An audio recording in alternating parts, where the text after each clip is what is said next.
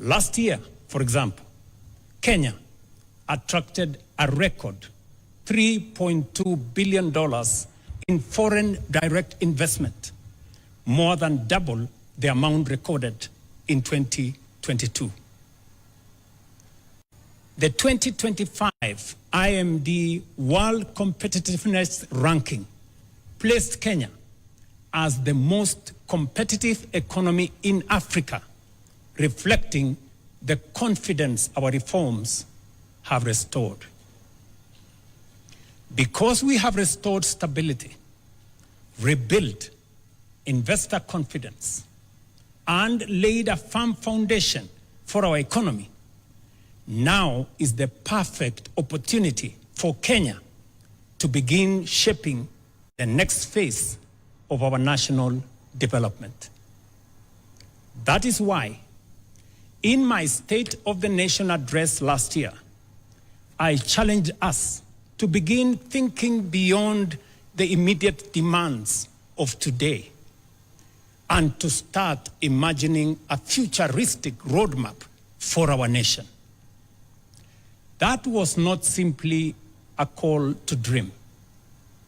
It was a call to prepare and an invitation to begin building the institutions that will support Kenya's long-term transformation. That journey has already begun. We have already established the National Infrastructure Fund to ensure the investments essential for Kenya's transformation are financed sustainably. It is also why we have established the Sovereign Wealth Fund to preserve and invest the wealth of our nation so that today's prosperity becomes tomorrow's opportunity, shared fairly between present and future generations. Together, these institutions represent more than new opportunities. They embody a philosophy of nation building, that lasting prosperity is built through institutions that outlive governments, inspire long-term investment, safeguard intergenerational wealth, and provide confidence in our economy. The second reason why I believe this is our moment is because our current roadmap is approaching its destination. Vision 2030 has brought us this far, but it is approaching its horizon. It has served Kenya well. It transformed the way we think about national development, provided a common direction, inspired investment, guided policy in the public space, and demonstrated the power of long-term planning. But honesty also requires us to acknowledge that some of its ambitions remain unattained. In several respects, we are still falling short of even the very standards we set out for ourselves.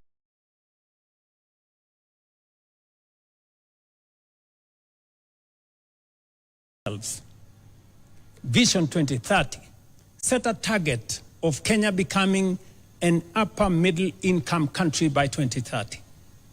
So far, we are off target. This is not a criticism of Vision 2030, nor is it a reason for disappointment. Rather, it is an opportunity to proudly learn from our successes, reflect with honesty on where we have fallen short, and define together Kenya's next long-term vision. The third reason why this is our moment is that the next great wave of economic transformation will, I believe, be African.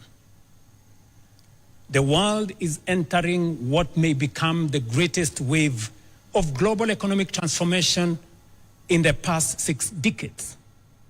And for the first time in modern history, its center of gravity is steadily shifting towards Africa.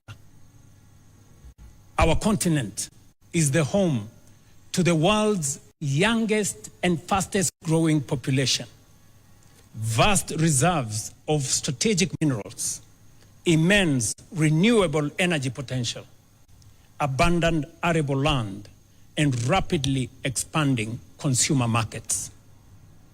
9 of the world's fastest growing economies are in Africa.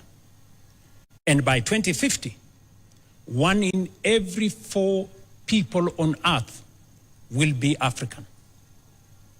Increasingly, global investors, manufacturers, innovators, and policymakers are looking to Africa not merely as a continent of future promise, but as the next frontier of global growth and prosperity. While we may not take full advantage of the previous 3 great waves of global transformation, we have a historic moment and a once-in-a-lifetime opportunity, not just to be part of, but to lead the next transformation. We have positioned Kenya as one of the nations that will define Africa's economic rise.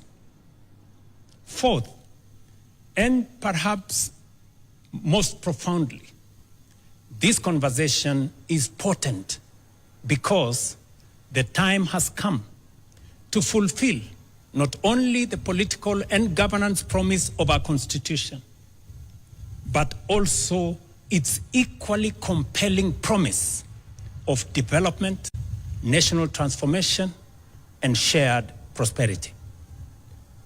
Fellow citizens, the Constitution envisages both a democratic and a wealthy and prosperous nation. Democracy allows us to organize power, protect liberties, and govern ourselves.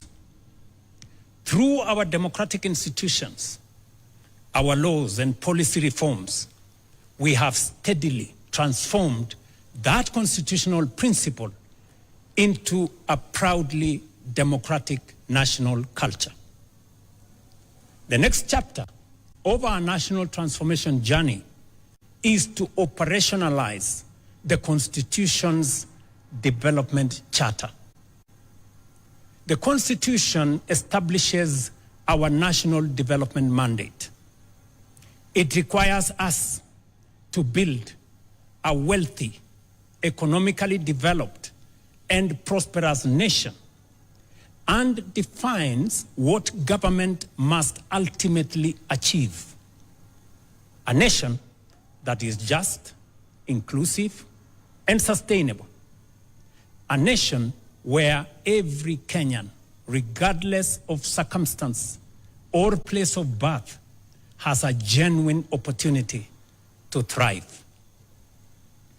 Taken together, the provisions of our Constitution reveal something profound.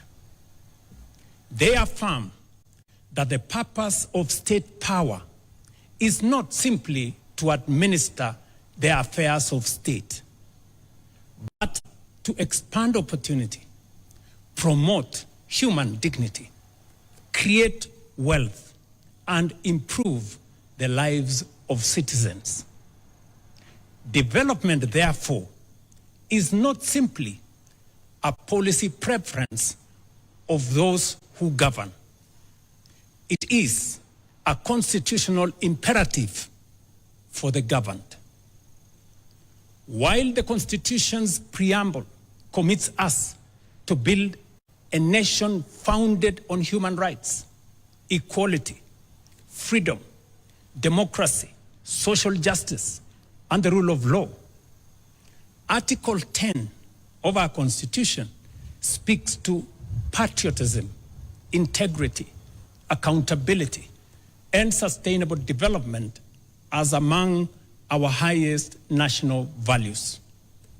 Moreover, our Constitution in Article 43 guarantees every Kenyan the right to the highest attainable standard of health, accessible and adequate housing, and reasonable standards of sanitation, freedom from hunger, and adequate food of acceptable quality, clean and safe water in adequate quantities, social security, and education. Together, we must ask ourselves what these constitutional guarantees should mean in practice. What should an education system worthy of our constitutional promise look like? What should define accessible and adequate housing for every Kenyan?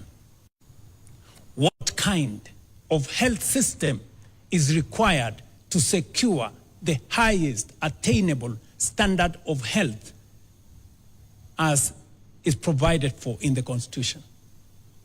How do we ensure that no Kenyan experiences the indignity of hunger and that every family has access to adequate food of acceptable quality?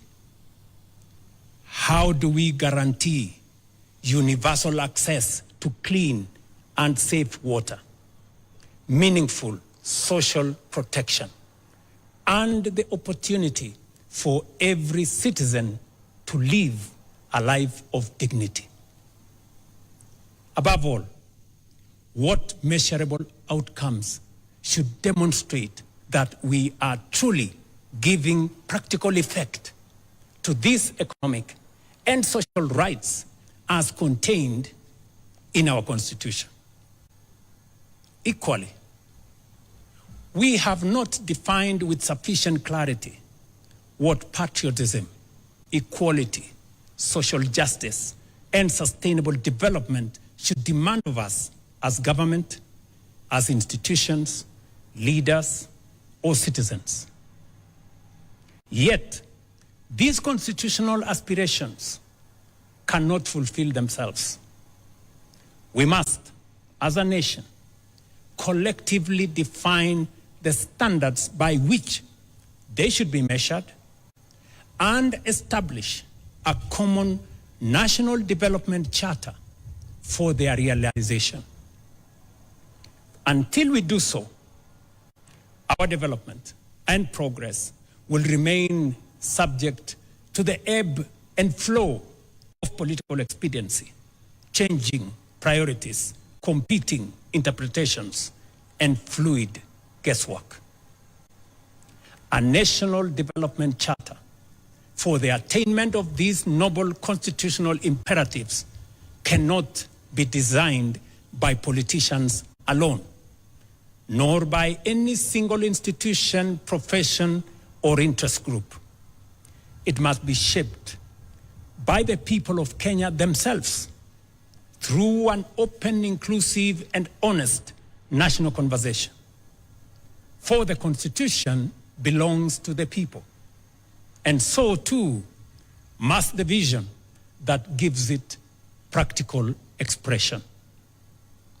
They demand the wisdom of our farmers and workers, the ingenuity of our entrepreneurs and innovators, the experience of our professionals and scholars, the moral leadership of our faith communities, the energy of our young people, and the participation of every patriotic citizen who believes in Kenya's future.